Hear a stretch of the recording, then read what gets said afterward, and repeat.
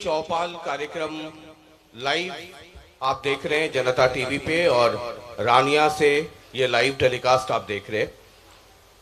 एक नई पहल, जैसा कि हमारे सीईओ साहब भी बता रहे थे कि जनता टीवी में अब हम जो कार्यक्रम हैं वो बड़े बड़े रिजॉर्ट और बड़े बड़े शहरों से निकाल कर छोटे छोटे कस्बों में और दूर दराज के इलाकों में लेके जा रहे हैं। आज हम बिजली चौपाल कर रहे हैं रानिया में, और कुछ अधिकारियों को भी, कुछ सरपंच और कुछ ऐसे किसान, उनको भी हमने बिजली रत्न सम्मान से सम्मानित किया है। ये एक टोकन ऑफ लव है, एक टोकन ऑफ रिस्पेक्ट है। उनको एक रोल मॉडल के तौर पर प्रस्तुत किया कि जो दूसरे लोग हैं वो भी उनसे उत्साहित हो सके और एक दिन ऐसा आ जाए बहुत जल्द जब पूरा हरियाणा जगमग हो जाए, 24 घंटे बिजली मिले। अब कई लोग मुझे इस वक्त टीवी पे सुन रहे होंगे, सोशल मीडिया पे जो लाइव चल रहा होगा नीचे कमेंट लिख रहे होंगे, कह रहे होंगे कि कई मैं देख रहा था कि जगमग जगमग छोड़िए, आजकल जग बाहर हो गया, मगमग सिर्फ रह गया है। पिछले कुछ दिनों से बिजली की हालत बहुत खस्ता है, पावर कट्स बहुत ज्यादा लग रहे हैं। तो मंच पर बिजली मंत्री जी खुद मौजूद है। बहुत बहुत स्वागत है एक बार फिर आपका। धन्यवाद जी आपका। पहले तो मैं आपका शुक्रिया अदा करता हूं आपकी हिम्मत के लिए कि जब पारा एकदम हाई हो, टेम्परेचर उफान पर हो और पावर कट धड़ाधड़ हो रहा हो, तो मैं ये पूछना चाहता हूं सबसे पहले कि एक तो कि आपने आमंत्रण हमारा स्वीकार किया, इसके लिए आपका तहे दिल से जनता टीवी बहुत बहुत शुक्रिया अदा करता है। बहुत धन्यवाद है। घर में लोग कुछ बोलते नहीं आपके, या आप बिजली मंत्री हैं तो हो सकता है आपके यहाँ पावर कट ना होता हो, रिश्तेदारों के यहाँ हो जाता हो, फोन करके बोलते नहीं कि अरे चौधरी साहब आप क्या मंत्री हैं, बताइए हमारे यहाँ बिजली नहीं है इतने दिनों से, या इतना पावर कट हो रहा है? नहीं, हर तरीके के फोन आते हैं, लोग कहते भी हैं, धमका भी देते हैं कि क्या हाल है, बिजली क्यों नहीं आ रही। आप कहते थे, बड़े दावे करते थे, पर उन्हें समझाना पड़ता है कि हमारे यहाँ नहीं है, ये 16 स्टेट में पूरे नॉर्दर्न इंडिया में इस तरीके का आया है। ये लोग भी समझते हैं, ऐसा नहीं कि लोग हमसे ज़्यादा जानते हैं, लोग बिटवीन द लाइंस पढ़ते हैं। लोगों को पता है कि वाकई क्राइसिस है, क्योंकि हमने 2 साल बहुत लोगों का भरोसा विश्वास जीता। हम कुछ बातें जो मैंने वहाँ से शेयर करी कि लोग समझते हैं कि सारा दिल्ली का जितनी इंडस्ट्रीज है बाहर आ रही है, सुप्रीम कोर्ट की गाइडलाइंस है कि पोल्यूशन कम हो, तो दिल्ली से सब अपनी इंडस्ट्री बाहर शिफ्ट कर रहे हैं। मानते कि एक असर समाएगा, और वो जो इंडस्ट्री शिफ्ट हो रही है वो सब हरियाणा में आ रही है। हम एनसीआर में आ गए, चाहे रोहतक है, फरीदाबाद है, मानेसर तक या गुड़गांव आप कह दें, इस चारों तरफ जो आ रहे हैं वो सारी इंडस्ट्रीज हमारे यहाँ आ रही है। जितने ग्रुप हाउसेज हैं, आप ये समझिए डीएलएफ है, उसके बाद आपका यूनिटेक है, इसके बाद अंसल्स है, इसके बाद टीडीआई है, आपका वाटिका है। सारे आप देखेंगे दिल्ली के चारों तरफ, मानेसर तक चले जाएं, पलवल तक चले जाएं, इधर आप इस पानीपत तक आ जाएं, उधर सोना तक चले जाएं, सब जगह बड़े एक एक घर में इतने जब 4-4 एसी लगे हैं, आखिर पावर तो हम ही नहीं। आपने भिवानी में, अभी आपका भिवानी 2-3 दिन के अंदर गए थे, आपने वहां एक स्टेटमेंट दे दिया कि बिजली क्राइसिस इसलिए है कि दिल्ली से लोग आकर के हरियाणा में बस गए। अब जो आपसे बेइंतहा इश्क करते हैं दूसरी पार्टियों में, कह रहे हैं बताइए बिजली मंत्री जी कह रहे हैं कि वहां से लोग आ गए, इसलिए ये 10 दिन में तो लोग आ नहीं गए। देखिए, लोग तो आएंगे ना, अच्छी बात है कि दिल्ली से लोग आके हरियाणा। नहीं, मैं आपसे जो बता रहा हूँ, मैं उस बात को कंप्लीट करूँ। जितने लाइसेंस दिए गए, ये तो पिछले 10 साल में जब हुड्डा साहब मुख्यमंत्री थे तब थे, पूरा एरिया उन्होंने उसमें मार करके सब प्लान में सारा कर दिया था, और लोग आके बसे। उन्होंने तो उस वक्त के लाइसेंसेज हैं, ये सब जितनी कॉलोनीज आई हैं तब नहीं, हम तो उनको पावर दे रहे हैं, उन्हें तो तकलीफ नहीं होनी चाहिए। तो मतलब उसकी वजह से ये बिजली क्राइसिस नहीं, लोड बढ़ा है। मैं ये कह रहा हूँ कि जितनी इंडस्ट्रीज आई हैं, जितने ग्रुप हाउसेज आए हैं, जितने प्लॉट्स बने हैं, उसके बाद ये हुआ है कि हमारा 1000-1500 मेगावाट बढ़ता है। अभी जो हमारा चल रहा है ना, वो 700-800 मेगावाट का मामला है जो माइनस प्लस हो रहा है। उसका एक कारण तो ये हो गया कि केजरीवाल जी ने हमें जो दिल्ली से मिली थी पावर, क्योंकि पावर हमारी नहीं है, पावर तो सेंट्रल ग्रिड उनकी है। 2013-14 में ग्रिड किसी की नहीं रही है, तो सेंट्रल गवर्नमेंट की हो गई। इसका मतलब कि एक स्टेट से दूसरी स्टेट से ट्रांसफ़र करने की वही ग्रिड जो है उसी से होता है।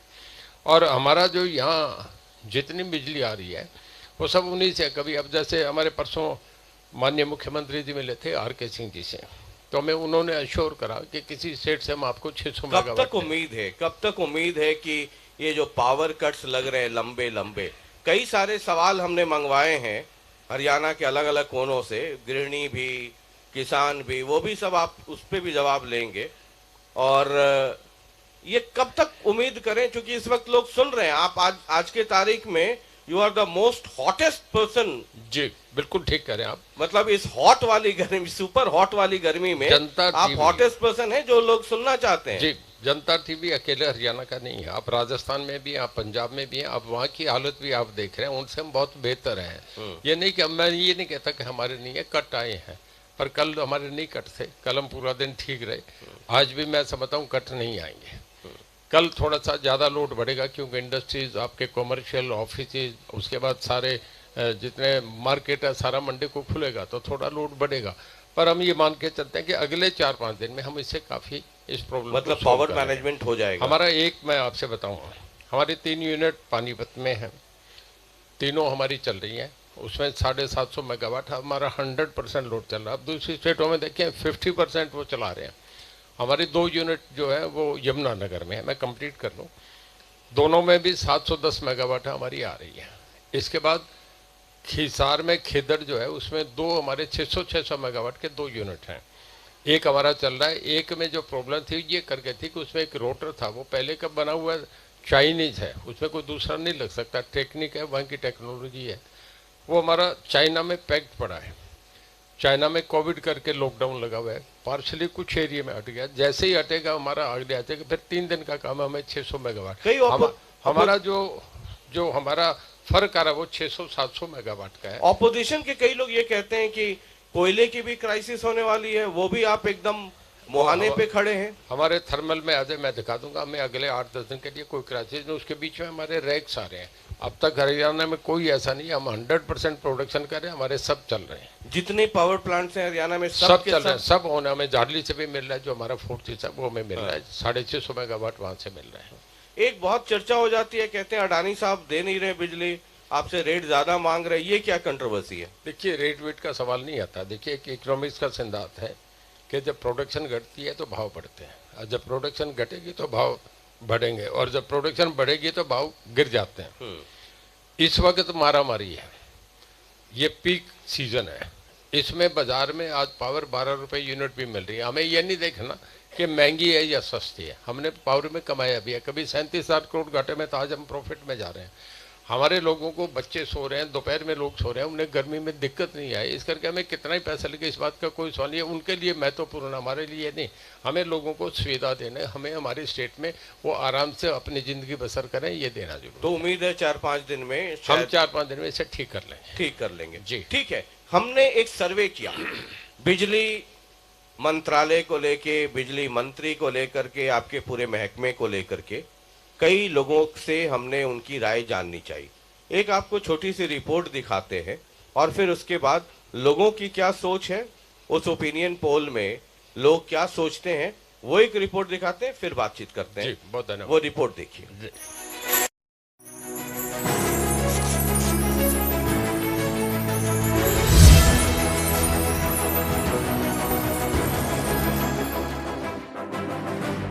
वहीं बिजली विभाग और बिजली मंत्री के बारे में आम लोगों की क्या राय है, ये जानने के लिए हम हरियाणा के अलग अलग इलाकों में लोगों के पास कुछ सवालों के साथ पहुंचे।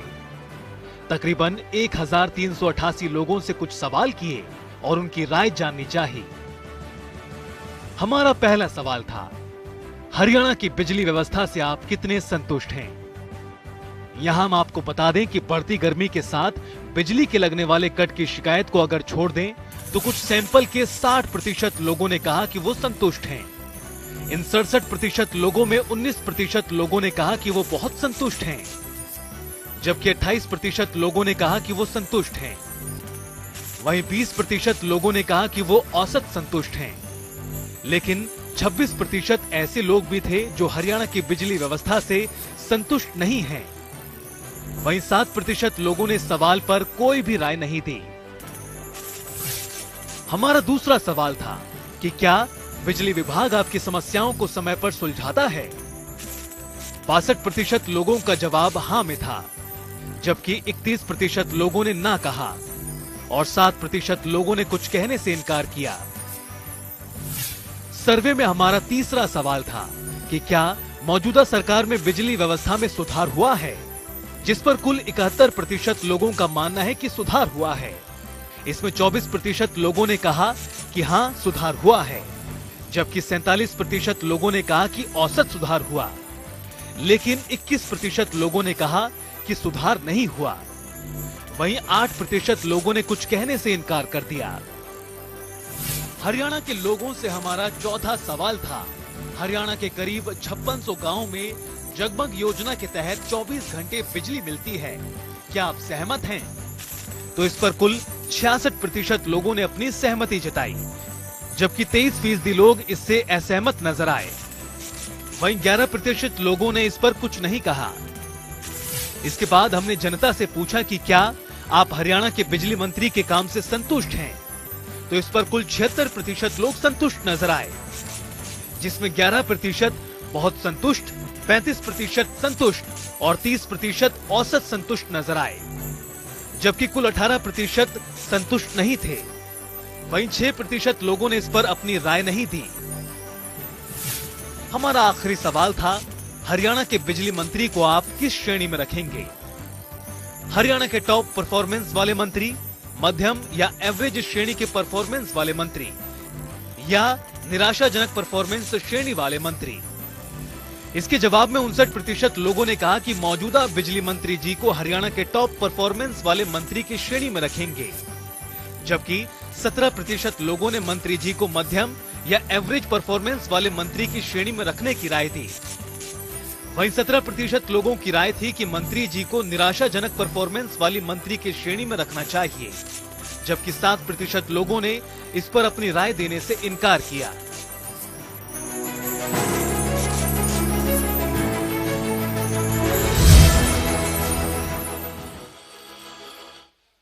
तो ये एक छोटी सी रिपोर्ट थी, हमने सर्वे किया और लोगों की राय जाननी चाहिए।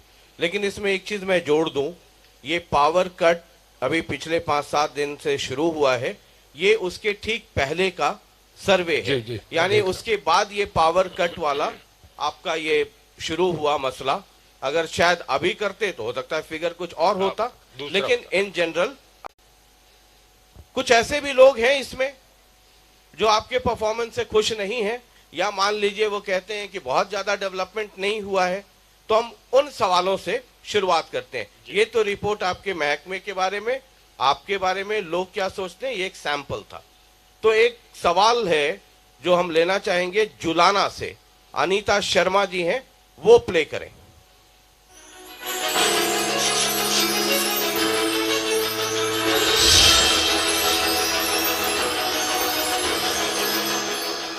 अंतिमा शर्मा, जुलाना जो है हम निवास करते हैं, गतौली गांव।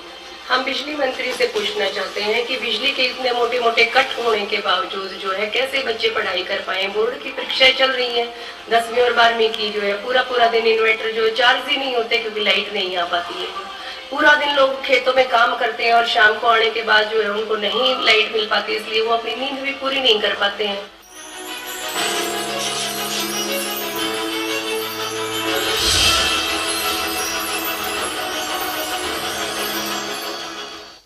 तो अमिता शर्मा आपको सुन रही हैं जी, तो क्या जवाब है सर? ये सवाल है उनका आपसे। मेरा हमारी छोटी बहन से कहने का ये है जी कि कभी भी हरियाणा में 2.5 साल में कोई दिक्कत नहीं आई थी। इधर देखिए कैमरे की तरफ। जी, अब जो हो रहा है उसका कारण ये है कि 16 स्टेट में, पूरे नॉर्दर्न इंडिया में बिजली का एक संकट आया है। और उस संकट में देखें तो हरियाणा में और स्टेट, अगर हम राजस्थान, पंजाब और दूसरी स्टेट से देखें तो बहुत कम है। ये बात ठीक है कि गर्मी अचानक ज़्यादा आई, 15% जो पिछले 15 साल में थी उससे इस साल मतलब पिछले 15 साल का रिकॉर्ड टूटा है। एकदम गर्मी ज़्यादा आई, उसका भी ये कारण रहा। दूसरा ये जो कारण था कि हम अपनी बिजली जो है हम सर्दियों में केरला को, आंध्रा को दे देते हैं, और जब उस वक्त उन्हें हमारे 3000-4000 मेगावाट का खर्च होता है, इस वक्त हम उनसे वापस लेते हैं।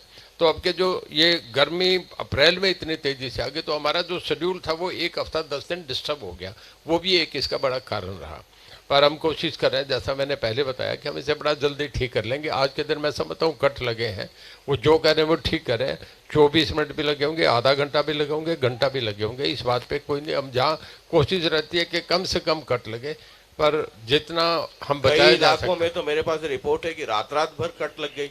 नहीं, पूरी रात कभी नहीं लगते, 1 घंटा 2 घंटा हुआ, इससे ज़्यादा नहीं। मेरे पे भी रोज रिपोर्ट आती है, मैं आपसे जो है वही कह रहा हूँ। जी, बिजली डिपार्टमेंट वो भी जारी करता है कि इस इलाके में इतनी देर की कट रहेगी, ताकि लोग अपने आप को ऑर्गेनाइज कर पाए। मुझे मेरे एसीएस जो है वो मुझे रोज रिपोर्ट करते हैं, और नीचे सब एक शेड्यूल बना होता है जो पूरे हरियाणा का बनता है, वो सभी एससीज को डिस्ट्रीब्यूट होता है। सब जगह हमारी मिनट टू रिपोर्ट रहती है, नहीं तो इतना बड़ा डिपार्टमेंट कैसे चले। ठीक है सर, अगला सवाल है पानीपत से। जी, प्ले करें।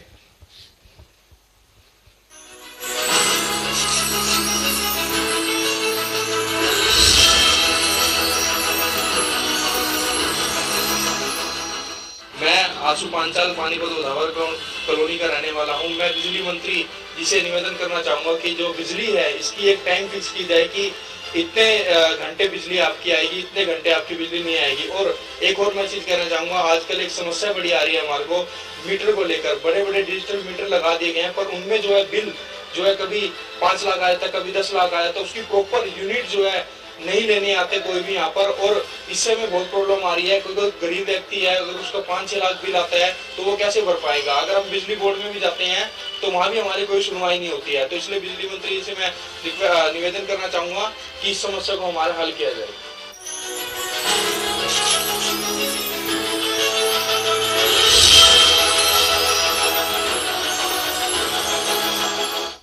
जी, मैं पंचाल साहब के पहले सवाल का जवाब दूंगा कि इस वक्त हमारा शेड्यूल चंडीगढ़ से बनता है। दोनों डीएच यूएच के अलग अलग प्रोग्राम बनते हैं, और उसमें हमें सारी बिजली जो है बाजार से खरीदनी पड़ती है। हमारे इन हैंड जो है वो 7580 मेगावाट थी, खर्च जो हो रही थी 8300-8400, तो हम बाजार से बिजली लेते हैं।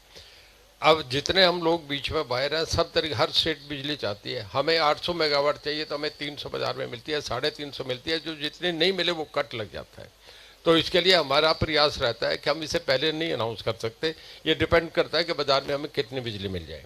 नंबर 2, दूसरा जो उन्होंने कहा कि ये आपका जो मीटर है वो तेजी से चलते हैं, उस पर ठीक रिपोर्ट नहीं आती और ठीक चेक नहीं होते, ज्यादा बिजली बिल आ जाता है। मैं आपसे एक बताता हूँ, रिकॉर्ड की चीज़ है कि हमारे यहाँ कुछ ऐसा था कि कुछ घर बंद होते थे, उनमें मीटर बंद रहते थे। कुछ ऐसे थे जिनके मीटर जले हुए थे, कुछ ऐसे थे कि जिनमें कोई रहता ही नहीं था और मीटर टूटे हुए थे। ऐसे पे हमने चेक करा तो पहले ये 16% थे, आज हमारा 8% है। आज है कि सारा आदमी 100% तो किसी में परफेक्ट नहीं होता, पर हमने इसमें कोशिश की जिसमें हमें 50% कामयाबी मिल गई। 16% से अब 8% रहा है, और हम अगले समय में ये कोशिश करेंगे कि हम इसे 1-2-3% पे ले आए। ये कई बार विभाग की ये शिकायत होती है, हालांकि कुछ अधिकारियों को तो हमने सम्मानित किया है उनके अपने परफॉर्मेंस के लिए, लेकिन एक आम शिकायत रहती है लोगों की कि सरकारी अधिकारियों के पास जाइए तो सुनवाई होती नहीं है। देखिए, पहले से एक सिस्टम बना हुआ था कि जितने बिजली के इस तरीके की शिकायतें थी वो हिस्सा रिजोल्व होती थी, एक ही ऑफिस था। अब हमने ये तय कर दिया इसे सिंप्लीफाई करें। हर ब्लॉक में हमारे एक्शन और एसडीओ बैठते हैं, इस तरीके की जो शिकायतें हैं वो वहीं हो जाती है और इमीडिएट 80% तो वहीं डिस्पोज ऑफ हो जाती है। ये हम करने जा रहे हैं। दूसरा, एक स्मार्ट मीटर हम और सामने जो अभी इंट्रोड्यूस कर रहे हैं, कुछ स्टेटों में हम अभी लिए हैं, लगाए हैं। हमने 10 लाख मीटर ऑर्डर करे, जिसमें से अभी हमने कोई 3.5 लाख मीटर लगा दिए और बाकी प्रोसेस में है। उस स्मार्ट मीटर के कुछ फीचर्स हैं, कुछ जैसे आप मोबाइल फ़ोन में अपना जब भी चाहो पैसा भर दो, उसमें आप अपना पैसा भर सकते हैं। जब आप घर से बाहर जाएं तो आप अपना ऑफ कर सकते हैं, आपका मीटर पीछे नहीं चलेगा। ये भी उसमें एक हमने डिवाइस डाला है।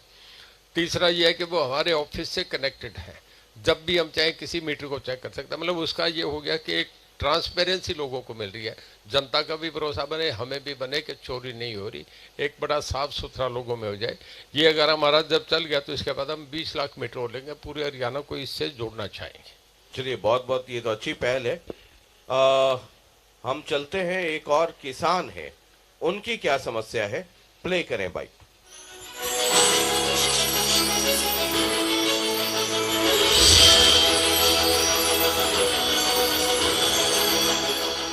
मेरा नाम उपकार चौहान है। मैं गांव सज्जू नगर से एक छोटा सा किसान हूँ। किसानी के काम में आजकल गेहूं की कटाई हुई है और पड़ेवा चल रही है, जिससे कि खेतों में अगली फसल बोई जा सके। लेकिन पिछले 3-4 दिनों से लगातार खेतों में बिजली नहीं आ रही, जिसके कारण ना तो जो किसान है वह अपना खेत पे ही रह रहा है, उसके बाद भी उसे ये नहीं पता चल रहा कि बिजली दिन में आएगी, रात में आएगी, कब नहीं आएगी। पिछले 4 दिन से तो मैं भी खेत पर हूँ और 4 दिन से 1 मिनट के लिए बिजली की सप्लाई नहीं की गई।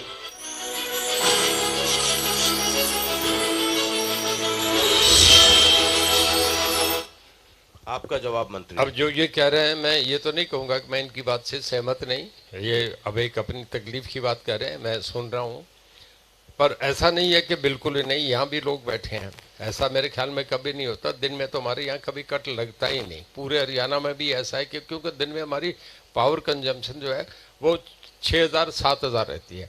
रात को ये जाती है, ये 8000 से क्रॉस कर जाती है, तब हमें दिक्कत आती है, तब कट लगते हैं। दिन में तो कभी कट लगता ही नहीं। दूसरा, अगर कोई छोटे मोटे लगे तो इंडस्ट्री में कुछ कट लगे, ताकि हम ये देखते हैं उनके अपने जनरेटर्स हैं, ऑल्टरनेट अरेंजमेंट है, चल जाता है। बाकी ये हमने ये करा है कि इस वक्त किसानों के लिए हमारे मुख्यमंत्री जी ने ये कहा, हमारी एक बहुत हाई लेवल पे मीटिंग हुई जिसमें एसीएस भी थे, एमडीज भी थे और हमारे चीफ इंजीनियर मैं भी था, और चीफ मिनिस्टर साहब ने 3 घंटे इस मीटिंग को दिया।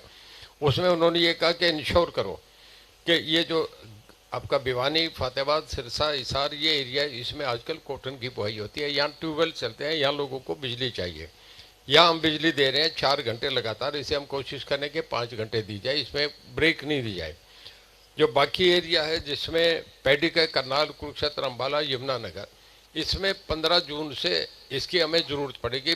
15 जून से लेके 20 जुलाई तक फिर वहाँ ट्यूबवेल चलते हैं। हमारे कुछ रानिया का भी इसे इलाका है जहाँ पैडी का है। पैडी एरिया में 15 जून से 20 जुलाई चलता है। हमें सारा शेड्यूल हमारे पास रहता है।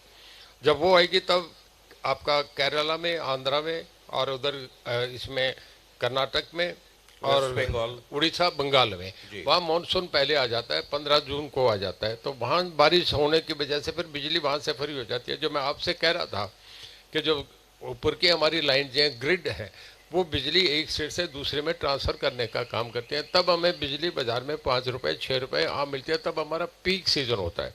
पिछले साल हमारी सबसे ज़्यादा जो कंजम्पशन थी वो 12,120 आपके थी 7 जुलाई को। तो हमें उसमें कोई दिक्कत नहीं आती, कभी 2.5 साल में ऐसा आई भी नहीं। और उसके लिए मैं झूठ बोलूँ या गलत कहूँ तो वो ठीक नहीं। हमें इस बार आई है, पर जो कहते हैं इतनी बात से मैं सहमत नहीं कि दिन में भी कट, रात को भी कट, ऐसे कट नहीं लग रहे। दिन में तो सब लोग सुन रहे हैं, मीडिया पे भी अब सब टीवी को देख रहे हैं। दिन में कभी ऐसा नहीं। आज मेरे ख्याल में दिन में कोई कट नहीं लगा, रात भी कहीं कोई कट नहीं लगा था। पर मैं इनकार नहीं कर सकता, कभी कभार ऐसा आ जाता है। 1 घंटे का भी है, 20 मिनट का भी है, 2 घंटे भी लग जाते हैं। इस बात को हमें मानना पड़ेगा। पर हमारे मुख्यमंत्री जी पिछले 2 दिन से दिल्ली में हैं। वो ऑनरेबल आर के सिंह जो सेंटर में पावर मिनिस्टर, हमारे कैबिनेट मिनिस्टर हैं, उनसे उन्होंने मुलाकात करी। वो इस मामले में बड़े चिंतित हैं। उन्होंने सब कामें छोड़ के इसे प्रायोरिटी पे लेके कर रहे हैं कि हम लोगों को इस संकट के दिनों में बिजली सप्लाई कर सकें। ठीक है सर। अब हम आगे चलते हैं भिवानी, और वहां भुवन है, वो आपसे कुछ सवाल करना चाहते हैं। भिवानी चले।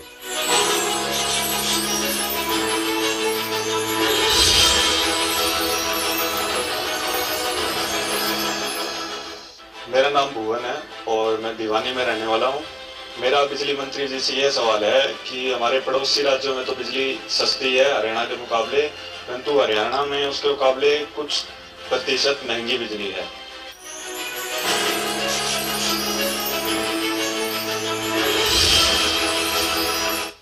ये बिजली का मसला सर, आपने देखा पड़ोस में झाड़ू चल गई है, पंजाब में, हरियाणा में भी कई लोग आपके पुराने नए साथी झाड़ू लेकर के रोड पर हैं। ये बिजली दिल्ली में केजरीवाल साहब स्कूल, हॉस्पिटल, बिजली, और पंजाब में वो चले गए।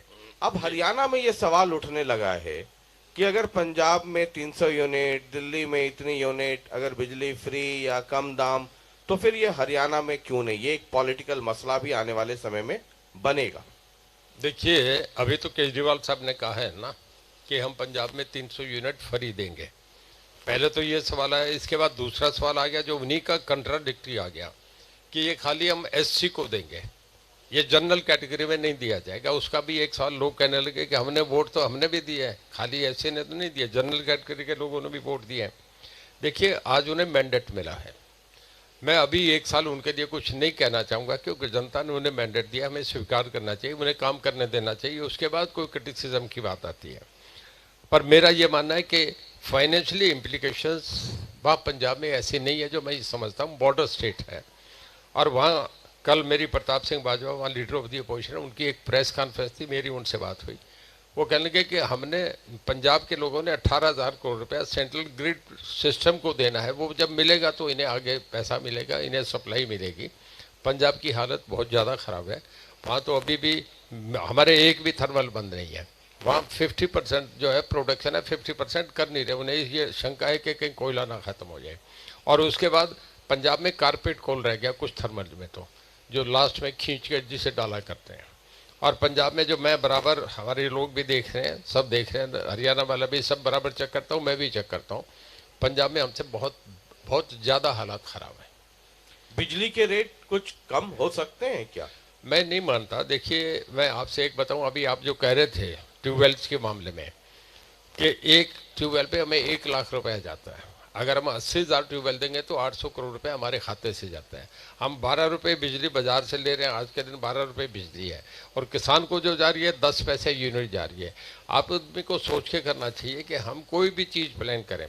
ब्रिटिश जब भी करते थे उनका प्लान नॉन प्लान एक्सपेंडिचर अलग होते थे, तब प्लान एक्सपेंडिचर 81% था और नॉन प्लान जो था वो खाली 29% था। अब आप इसको जरा देख के करेंगे, जब आपको बहुत सोच के करना पड़ता है। आप घर में भी अपना बजट बना के रखना पड़ता है। हम अगर असरफियाँ बांटने लगे तो ये चलने का काम नहीं हो सकता। मैं नहीं मानता कि ये होगा, अभी उन्हें करने दो। अभी तो करा ही नहीं, अभी तो अनाउंस ही नहीं हुआ, अभी तो रेडियो पे टेलीफोन पे ये तो बयानबाजी की बातें हैं। जिस दिन इसे इम्प्लीमेंट करेंगे देंगे तब मैं पता लगेगा। दिल्ली में तो हो रहा है, लेकिन नहीं, बहुत प्रचार करते हैं केजरीवाल की इतने यूनिट तक फ्री। अभी पंजाब में नहीं हुआ। पंजाब नहीं, दिल्ली की बात, मैं पंजाब की बात कर रहा हूँ। दिल्ली में देखिए, दिल्ली यूनियन टेरिटरी है, दिल्ली में पर कैपिटा इनकम पूरे हिंदुस्तान में सबसे ज़्यादा है।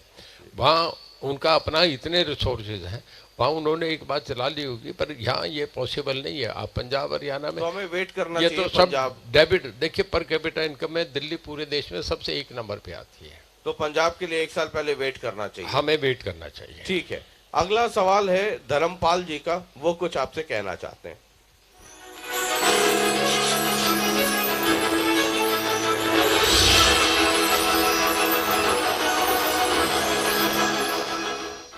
मैं धर्मपाल सिंह गांव जोला का तहसील सोना से रहने वाला हूं, और मैं अपने बिजली मंत्री जी को सुझाव देना चाहता हूं कि बार बार आजकल गर्मी के दिनों में कट लगते हैं, उससे जनता भारी परेशान है। और सबसे बड़ी समस्या ये है कि गर्मी के दिनों में जो तारें जो लटक जाती हैं खेतों में, जिससे जो जनहानि और मानस हानि का भी नुकसान होने का डर रहता है, उसको ठीक कराने के लिए जो बार बार हम जो बिजली कर्मचारियों के पास चक्कर काटते हैं, तो वहाँ पर जो है वो कर्मचारी वहाँ पर उपस्थित नहीं होते, नज़र पाते हैं, और जो उनका जो काम करने का रवैया है वो भी ठीक नहीं है।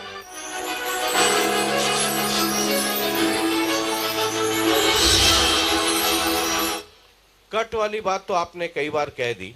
एक जो समस्या जिसकी बात कर रहे हैं धर्मपाल जी, वो ये है कि गर्मी के मौसम में जो बिजली के तार हैं थोड़े फैलते हैं, लॉ ऑफ नेचर है, साइंस है, वो लटक जाते हैं, उसकी वजह से थोड़ी परेशानी होती है। उसकी क्या उसका समाधान ये बात ठीक कह रहे हैं, पर आजकल टाइम ऐसा है कि इस वक्त ये सब मैनुअल काम है। अगर कहीं हम तारें बदलनी चाहेंगे, उन्हें कंडक्टर हम बदलना चाहें, तो उसके लिए हमें बिजली बंद करनी पड़ेगी। उसके बाद हमारे आदमी उस पोल पे चढ़ेंगे, तारें बदलेंगे। वो एक ऐसा लंबा प्रोसेस है कि सारे दिन हम लोगों की तकलीफ नहीं। ये काम होंगे सितंबर अक्टूबर में, जब लोड नहीं रहेगा तब ये काम करे जा सकते हैं। हम करते भी हैं। अब जैसे ट्यूबवेल्स कनेक्शन हम दे रहे हैं, हमने पहले अनाउंस कर दिया, अब फसलें कट गई, अब उन्हें ट्रैक्टर ट्राली, आपके जो डंपर्स वो उन्हें लेके जाएंगे, पोल भी लेके जाएंगे, ट्रांसफार्मर भी लेके जाएंगे, तब लेके जाएंगे जब फसल कटी हुई होगी। इन 1.5 महीने में हम वो ट्यूबवेल इंस्टॉल करते हैं। उससे पहले करें तो हमें किसान खेत में जाने ही नहीं देगा, उसकी फसल खड़ी है, कौन ट्रैक्टर ट्राली को अंदर जाने देगा, कौन ट्रक को लेके जाने देगा, हमें तो पोल लेके जाना पड़ता है। तो ये बात ठीक है उनकी कि ये तारें कुछ गर्मी में फैलती हैं और उससे इसका होता है, खतरा भी रहता है, पर अभी तक कोई इस तरीके की घटनाएं तो नहीं हुई। कई बार अभी पीछे एक जगह थोड़ा सा कोई शिकायत आई थी, हमारे एक्शन थे नारनौल में, मैंने इमीडिएट उसी दिन 1 ही मिनट नहीं लगा, उन्हें मैंने सस्पेंड कर दिया। ऐसे ही हमारे आज कल हमारे जो इसके हैं पंचायत मंत्री, उन्होंने कल सरसा के 4 वीडियोज को सस्पेंड कराए। गवर्नमेंट एक्शन तुरंत लेती है, जब भी कोई पब्लिक की तकलीफ हमारे सामने है तो हम तुरंत एक्शन लेते हैं। एक्शन में तो मैंने सुना, पता नहीं कितना सही कितना गलत, कि आपने किसी अधिकारी को फोन किया, उन्होंने उठाया नहीं तो आपने सस्पेंड कर दिया। और मैं देख रहा था सोशल मीडिया पे लोग कह रहे थे कि मंत्री जी ने फोन किया, अधिकारी ने नहीं उठाया तो वो सस्पेंड हो गया। लोकतंत्र में असली वाले मालिक तो हम हैं जो वोट देते हैं, हमारा फोन तो अधिकारी उठाते नहीं है, तो उनका फिर क्या होगा? देखिए ऐसा है कि अधिकारी अगर नहीं करे, हमें पब्लिक चुनती है and we are the shareholders, they are just nominee. अगर हम पब्लिक के प्रति जवाब दे तो हमें विधानसभा में हमें पूछे जाएंगे बिजली क्यों नहीं। अब सवाल हमसे होते हैं, कोई अधिकारियों से थोड़ी होंगे। अगर अधिकारी ठीक नहीं काम करेंगे तो चाहे कोई भी अधिकारी हो, किसी भी डिपार्टमेंट का अधिकारी हो, उस पर तुरंत एक्शन होगा। अगर मेरे टेलीफोन को, मुझे वहाँ के एक मिनिस्टर ने शिकायत करी कि साहब वो हमारे फ़ोन ही नहीं उठाते, मैंने फ़ोन करा, इत्फाक ऐसा हुआ कि उसने नहीं उठाया, रिकॉर्ड पे होगी कॉल, मैंने तुरंत एक्शन करा, उसे इमीडिएट सस्पेंड कर दिया। अब उसके बाद मैं आपसे बता रहा हूँ, बहुत लोगों ने इतनी सिफारिश करी, मैं कहने का अब तो नहीं, ये तो होगा ही नहीं, अभी तो इसे 6 महीने लगे रहने दो। अब आज जिन अधिकारियों को आप सम्मानित करा रहे थे, ऐसा नहीं है, जिन अधिकारी को मैं सम्मानित कर रहा हूँ, मैं आपसे बता रहा हूँ, इस क्राइस से हम निकल जाएं, इसके बाद इन्हें बुला के पोस्टिंग दूंगा कि तुम कहाँ जाना चाहोगे। जो अच्छी हमारी प्राइम पोस्ट होगी उन पर इन अधिकारियों को भेजूंगा जो हमारे लिए बढ़िया काम कर रहे हैं। तो मतलब आपका फोन ना उठाए, किसी मंत्री का फोन ना उठाए, तब तो सस्पेंड।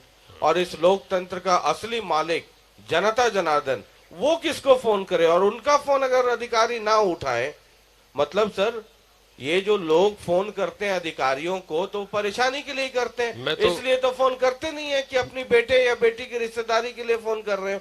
उनका कोई फोन ना उठाए तो क्या होगा? अधिकारी ना उठाए, कोई सिस्टम बन जाए कि भाई इनका फोन आया और प्रॉब्लम रिजॉल्व हो जाना चाहिए।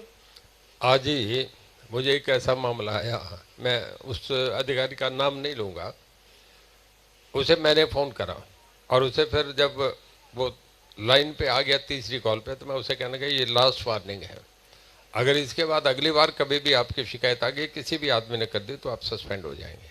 तो उसके बाद थोड़ा सा डर रहता है। मैं आपसे बता रहा हूँ, ये सारी जनता बैठी है ना, तो सरसा जिले की जनता है, आप इन्हें पूछ ले।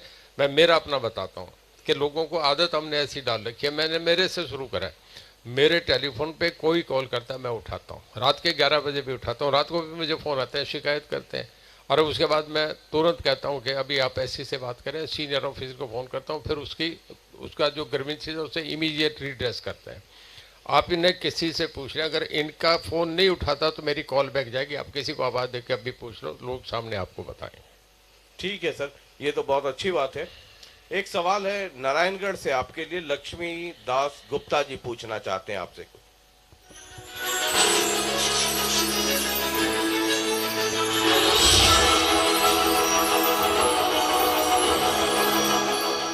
मैं लक्ष्मीदास गुप्ता नारायणगढ़ के शाहजहादपुर का रहने वाला हूँ। मैं बिजली मंत्री से सवाल करता हूँ कि शाहजहादपुर की ये नंगी तारें कब बदली जाएंगी? शाहजहादपुर में कर्मचारियों की कमी कब दूर होगी? 24 घंटे एक ही शिफ्ट चल रही है। शाहजहादपुर के 2 फीडर कब चालू होंगे?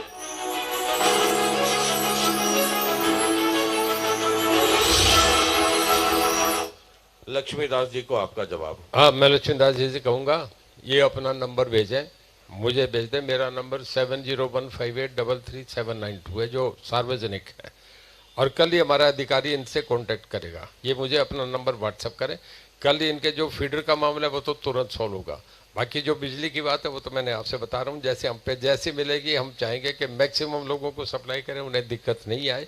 और जो तारें ये बदलने की बात कह रहे हैं कहीं इस तरीके की है तो वो हम थोड़ा सीजन में बदलेंगे। इस वक्त जब बहुत क्राइसिस है, लोगों को मिनट मिनट बिजली चाहिए, हर सांस के साथ बिजली चाहिए, इस वक्त तारें बदलने थोड़ी सी मुश्किल होगी। पर मैं अधिकारी जो इनसे हैं जिनने इन्हें शिकायत होगी उस अधिकारी का अगर मुझे नाम भेजेंगे तो मैं उससे कहूँगा वो उनके साथ जाके इनसे सामने पेश होगा और आइंदा इस तरीके की गुस्ताखी नहीं होगी। ये बहुत बड़ी बात है और इसके लिए आपका बहुत बहुत शुक्रिया, क्योंकि लोकतंत्र में जनता ही जनार्दन है। ये आजकल ऑपोजिशन के कई लोग प्रेस कॉन्फ्रेंस कर रहे हैं, कह रहे हैं कि पूरी व्यवस्था गड़बड़ है। रणदीप सुरजेवाला प्रेस कॉन्फ्रेंस कर रहे हैं, उधर हुड्डा साहब कर रहे हैं, उधर किरण चौधरी कर रही हैं, उधर अशोक तंवर कर रहे हैं। सब कह रहे हैं कि ये जो है व्यवस्था कोलैप्स। जी, अब मैं आपका सवाल का जवाब दे रहा हूँ। अब ये सब आपसे बेइंतहा इश्क करते हैं। देखिए मैं आपसे बताऊं, जब उन्हें कोई काम नहीं है, बिजली की है जो मैं आपसे कह रहा हूँ इतनी दिक्कत है हमारे यानी 16 स्टेट्स में है, सब मान रहे हैं, मीडिया लिख रहा है, अखबार लिख रहे हैं, रोज सब जगह टीवी पे हम देख रहे हैं। पर जो वो बात कर रहे हैं, सुरजेवाला जी हमारे दोस्त हैं, मैं उन्हें ये कहता हूँ जिस दिन उत्तर प्रदेश के चुनाव आए थे 425 विधानसभा में से 2 सीटें जब जीती थी, जो उनके स्टार कंपेनर प्रियंका जी ने पूरा जोर लगा दिया, सब जगह घूम लिए, तब उस पर उस दिन मीडिया को मिल ही नहीं रहे थे, उस पर कोई कमेंट नहीं करे। और आज वो कह रहे हैं कि कुलदीप जी को बिश्नोई को अगर बना देते तो ये तो वो उन्हें सुझाव देते, तो पॉलिटिकली सेक्रेटरी हैं, अपने प्रेसिडेंट से सुझाव देते हैं, राहुल जी से जाके देते कि ये काम कर दो। अब मीडिया में ये बात कर रहे हैं तो उनके साथ एक एमएलए नहीं है, उसका वोट विन ओवर करने की बातें कर रहे हैं। इन गेमों का तो कोई जवाब होता नहीं। पर मैं आपसे ये बताऊं, ये जो स्काईलाइट का मामला आया था, जब उसमें हुआ सारा काम तो उस वक्त हुआ है ना, हमारा तो एक भी इस तरीके का नहीं जिस मामले पे एलिगेशन लगाए हम उसे फेस करने के तैयार हैं। कहीं भी हरियाणा में पूछ रहे, रणजीत सिंह पे कहीं उंगली नहीं उठती। हम अपना काम बहुत ईमानदारी से, मैं अपना कर्म में विश्वास करता हूँ, मैं मेरा काम करता हूँ, जो मुझे मिल रहा है उस पर मैं बढ़िया कर रहा हूँ। अभी आप दिखा भी रहे थे, आपका सर्वे था, मैं तो नहीं कर रहा था। आपका चैनल बहुत पॉपुलर चैनल है हरियाणा में, सबसे ज़्यादा जनता टीवी और इंडिया न्यूज़ 2 चैनल सबसे ज़्यादा, MH1 बाकी भी है, पर आपका बहुत सबसे ज़्यादा लोकप्रिय चैनल है। आप तो किसी प्रभाव नहीं है, आप तो तीखे सवाल मेरे से पूछ रहे हैं। ये जो आपके रिजल्ट हैं तो लोग बता रहे हैं ना, हम अपने तरीके से मैं मेरे काम को बहुत बखूबी निभा रहा हूँ। वो सवाल कर रहे हैं, अब पॉलिटिकली उनकी हर बात पे सवाल होते हैं, हम बहुत बढ़िया। उन्हें कोई पूछे उनके वक्त कितने मेगावाट बिजली थी जब 2014 में वो छोड़ के गए, आज हमारे पास कितनी मेगावाट है, हमारी कितनी प्रोडक्शन है, इस बात को वो देखें, इसका तो कोई जवाब नहीं दे रहे। उस वक्त 37,000 करोड़ घाटे में था, आज हम 2,000 करोड़ रुपया प्रॉफिट में, इस बात का वो नहीं जवाब दे रहे। उस वक्त लाइन लॉस 31% था, आज लाइन लॉस 13.46% है, इसका वो चर्चा नहीं कर रहे। उन्होंने जितनी कॉलोनी, हमने तो कोई कॉलोनी नहीं काटी, सारी कॉलोनियाँ उन्होंने काटी है, सारा दिल्ली का NCR उन्होंने बना के, जितने ग्रुप हाउसेज बिल्डर सब उन्हीं के बसाए हैं। हम तो सबको बिजली दे रहे हैं, कोई गुनाह थोड़ा ही कर रहे हैं।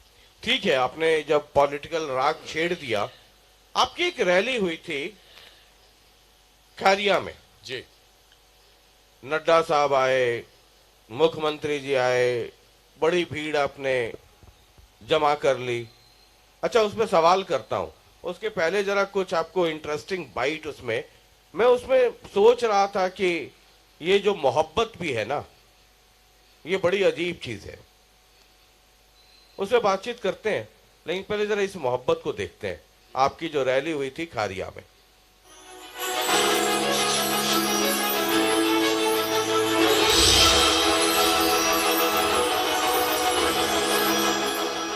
हमको यहाँ से स्पष्ट संकेत मिल गए थे चुनाव होते ही कि बहुत भारी मतों से चौधरी रणजीत सिंह जी यहाँ से रानिया विधानसभा से जीत के आ रहे हैं।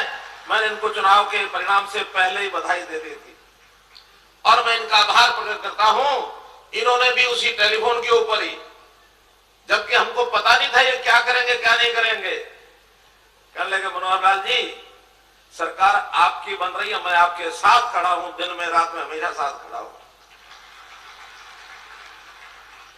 और जब सरकार बनाने का समय आया तो सबसे पहले समर्थन देने वालों में हमारे कोई इंडिपेंडेंट जो विधायक बने थे उनमें चौधरी रणजीत सिंह जी थे सबसे पहले। ठीक है, चुनावी खाते में तो भले वो इंडिपेंडेंट विधायक माने जाएंगे, लेकिन आज अपने से अलग नहीं मानता हूं। ये हमारे हैं, हम इनके। रणजीत जी, ये लोगों ने जिस तरीके से मेरा स्वागत किया है वो इस बात को बताता है कि आपने मेरे प्रति कितना प्रेम दिखाया है। और आप रात्रि में मिले थे, आपने कहा कि आप आएंगे तो बहुत अच्छा रहेगा। तो मैंने कहा मैं जरूर आऊंगा। मुझे आकर के अत्यंत खुशी हुई है। और आपने अपने वक्तव्य में एक बात कही कि अब देखिए मैंने तो अपना सब कुछ सामने है, अब आप जाने, आपका काम जाने।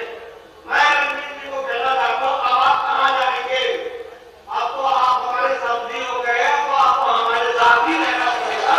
जैसे आपको काम करना। आपसे कहना चाह रहा हूँ कि सारे इलाके की तरफ से मैं आपका स्वागत इस बात से कर रहा हूँ कि मैं कांग्रेस में रहा। श्री देवीलाल भी अपने जीवन में पहले कांग्रेस में रहे, ज्वाइंट पंजाब के अध्यक्ष भी रहे हैं, पर कांग्रेस ने कभी, उन्होंने भी बगावत करके बाहर निकले और मैं भी बगावत करके बाहर निकला। कांग्रेस ने इतना सम्मान मुझे 50 साल में नहीं दिया जितना आप दोनों लोगों ने मुझे पिछले 3 महीने में दिया। इसके लिए मैं आपका शुक्रगुजार हूं।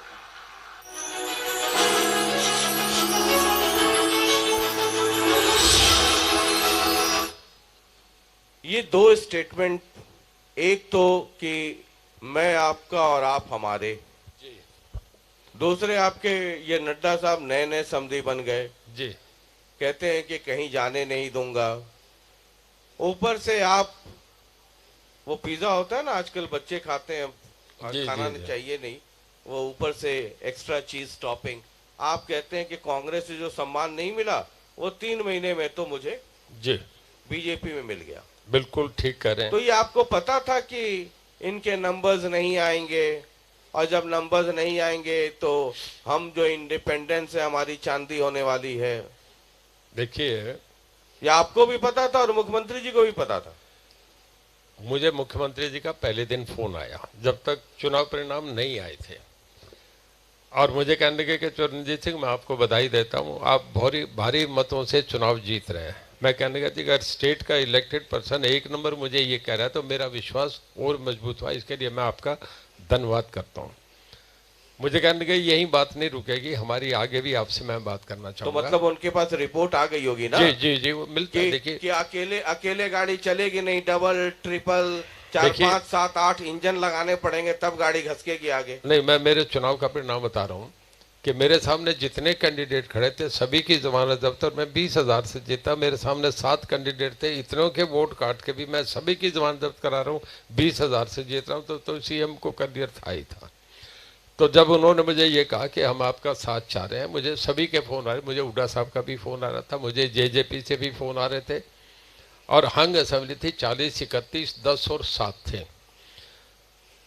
मैं, मेरे लोग ये जो सामने बैठे हैं ये सब जुलूस लेके कोठी पे आ रहा था, मुझे अंदर ही फोन आ रहे थे। तो मैं कहने लगा, भी मैं लोगों से पूछा कि क्या करना चाहिए, बड़े समझदार हैं। कहने लगे, रणजीत सिंह तुम सुलझे हुए आदमी हो, तुम्हें समझाने की जरूरत नहीं।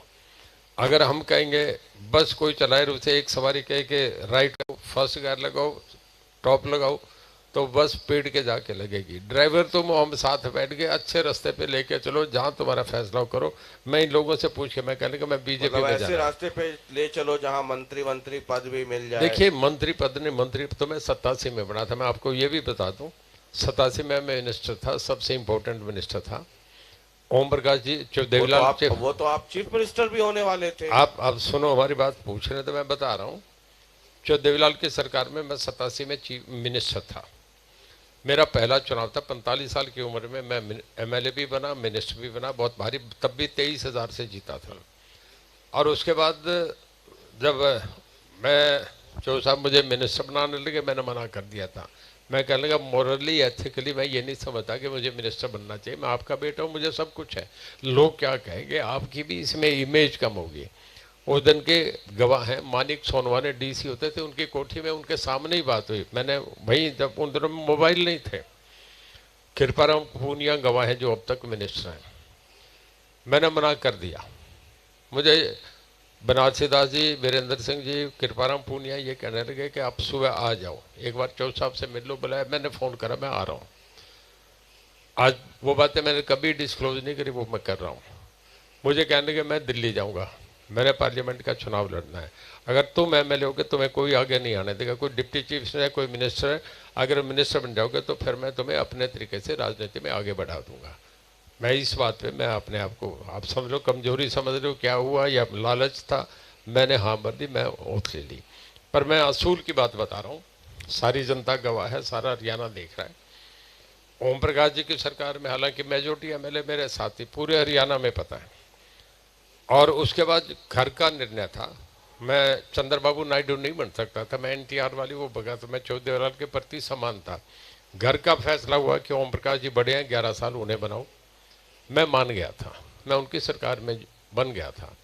पर जब महम कांड हुआ और उसमें गोलियां चल गई, जब ये घटनाएं हुई, तो मैं 6 मिनिस्टर्स के साथ, जिसमें वीरेंद्र सिंह जी थे, कृपाराम पुनिया थे, आपके रघुवीर सिंह कादियान थे, रण सिंह मान थे, मांगेराम थे, मैं 6 मिनट्स के साथ I led a revolt with 6 ministers कि we can not share that council of ministers where mass care booth capturing and rigging have been done be to register associate. और मैंने इस्तीफा दे दिया। उस दिन मेरे सामने ये बड़ा सवाल था कि राजनीति ऊपर नीचे जाए, ये कोई इशू नहीं था। सवाल ये था कि मैं घर जाऊंगा, माँ क्या कहेगी, बाप क्या कहेगा, मैं घर में कैसे जाऊंगा। एक बहुत बड़ा सवाल था, इमोशनल सवाल था।